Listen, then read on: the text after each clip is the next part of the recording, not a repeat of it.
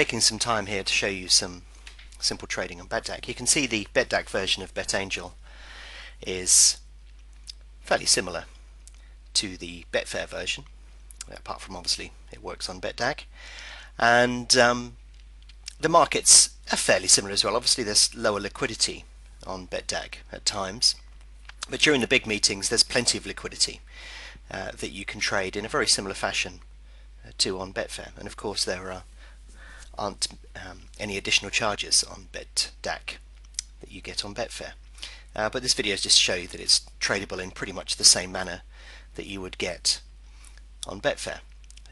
If you're facing a market with slightly lower liquidity, then obviously one of the sensible things to do is to lower your stakes. So I'm only using £100 stakes here, and I'm going to trade in a similar manner to that which I'd trade on Betfair. I'm not going to do anything radically different. I'm just looking to take advantage of short-term volatility, get a few orders in on either side, and go from there. One of the advantages that you do find with trading on Betdaq is that it's a little bit gappy, and sometimes people say, well, you know, not particularly happy with gappy markets and so on, but they actually present an opportunity.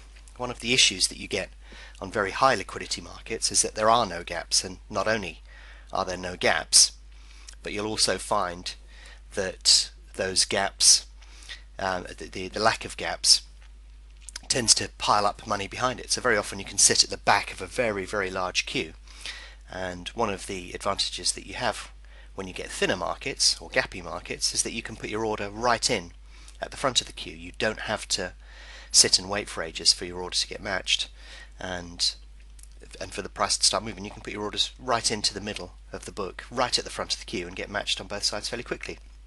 And that's essentially what I'm trying to look for here, is relatively safe entry points where gaps are appearing, where I can actually squeeze orders in and get them right to the front of the queue. So on this particular example, we've got about £1,600 on one side. There's no point in putting money behind that and getting matched at 3.3, so we can just sit it out. You know, there's no obligation to get actively involved. We'll put something in at 3.2 because there's no money there. So if the money at 3.25 disappears, then I can just nip it in front of it. There goes the money at 3.25. So if I now put an order in at 3.25, then we know we're at the front of the queue at 3.2. So there goes the order at 3.25. We're at the front of the queue at 3.20, and we're just waiting for those orders to fill. You can see that the fill rate is slower, but that's not such a problem when we know that we're at the front of the queue on both sides. So we've been filled at 3.20, waiting to get filled at 3.25. I'm just going to drag that down and dump that. I'm not going to wait any longer. No point in taking additional risk. So we'll wait for that order to get filled, and then we can start again. Immediately you can see there's a gap there at 3.20, 3.25 again, so why don't we just close that gap? Very simple. Nothing complicated about that trade at all, and there you go. We're up £11 for a £100 stake, and again the gap reappears, so let's fill it again. Not particularly complicated. And of course you can run Betdaq and BetAngel for Betfair at the same time. You don't have to worry about additional charges and that. So even if you just pop it up and run it, you don't have to worry about additional charges or anything. So it's worth a look, and you can see here that we've made £16 or so on a £100 stake fairly comfortably without too much difficulty. So there you go.